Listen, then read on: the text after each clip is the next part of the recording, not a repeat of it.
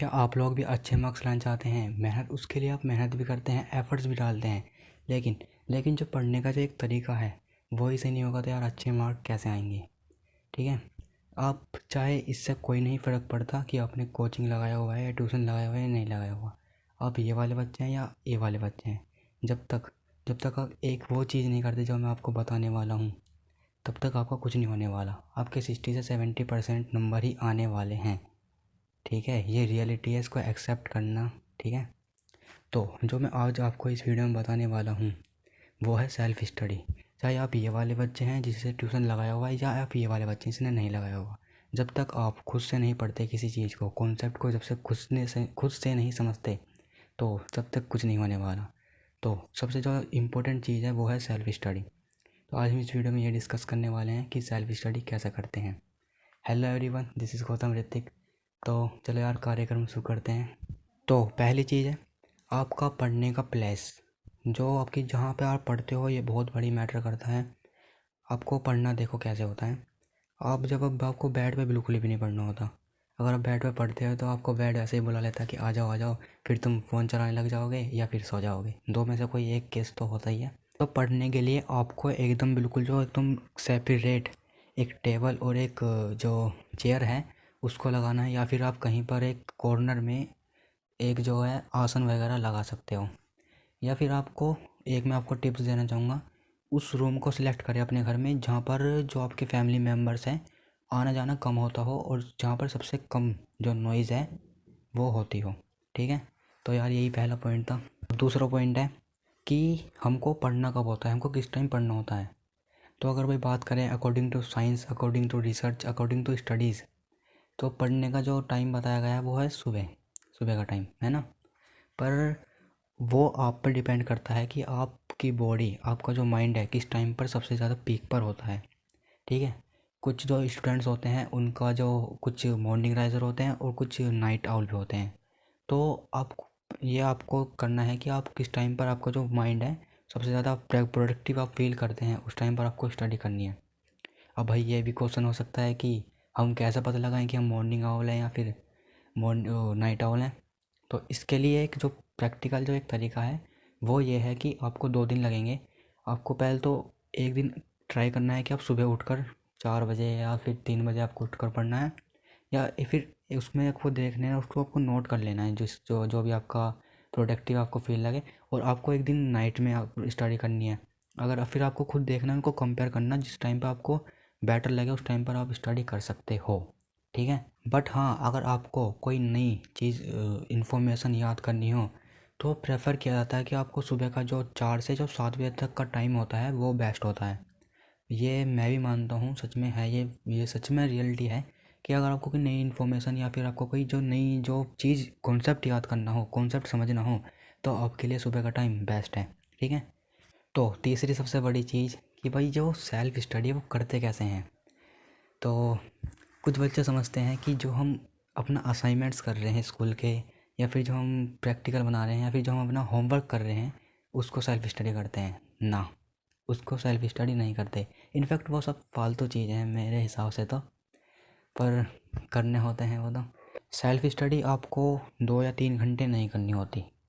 आप कर सकते हो 2-3 घंटे, मगर फिर भी नहीं होती। आप 1 घंटे भी कर सकते हो, 20 मिनट भी, 30 मिनट भी कर सकते हो, मगर जो आपकी जो 30 मिनट होती हैं वो आपकी बिल्कुल एकदम फुल कंसंट्रेशन, पूरे फोकस के साथ होते हैं।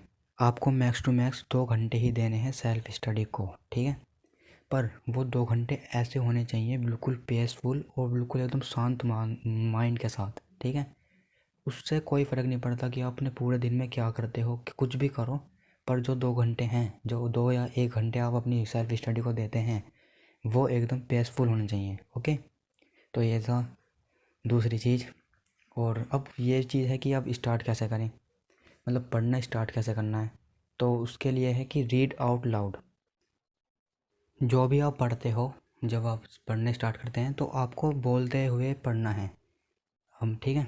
क्योंकि जब हम मान लो हम पढ़ रहे हैं, हमारे माइंड में इतनी मल्टीटास्किंग है नहीं ना कि हम एक टाइम पे सोच भी सकते हैं, पढ़ भी सकते हैं, इतना तो होता नहीं है। तो इससे क्या होता है, आपका जो डिस्ट्रैक्शन वाला जो एक पार्ट है वो पूरा ख़त्म हो जाता है। ठीक है। तो आपको बोलते हुए पढ़ना है। इसके बहुत सारे और भी फ़ायदे हैं। आपको अब देखो, जैसे आप किताब रखने हैं, आपको ऐसा हाथ रखना है और आँख बंद कर कर पढ़ना है कि हाँ इस चीज़ पे ये पॉइंट है, ये इस पे ये पॉइंट है। तो इसका ये फ़ायदा है।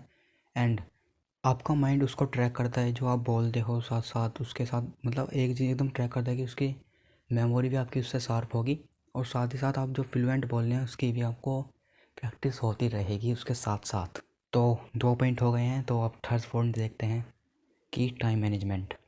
तो देखो यार, ये बहुत ज़्यादा टाइम जो है बहुत ज़्यादा मैटर करता है आपकी पढ़ाई में, है ना। तो अब देखते हैं कि स्टार्ट मतलब आपका कुछ बच्चे ऐसे होते हैं जिनका पढ़ने का भी मन कर रहा है, अगर वो बुक्स को, कुछ ऐसे होते हैं कि बुक्स को हाथ लगाने से भी डरते हैं। तो आपको वो पढ़ना भी चाहते हो, अगर आप फिर भी आपको टाइम मैनेज करता है तो उसको समझो। आपको जब आपको दिन में होते हैं 24 घंटे, अब 24 घंटे में से 1 घंटे आप पकड़ते हो सेल्फ स्टडी करने के लिए। अब आप सेल्फ स्टडी में उसको 1 घंटे को कैसे ब्रेक करना है वो समझो।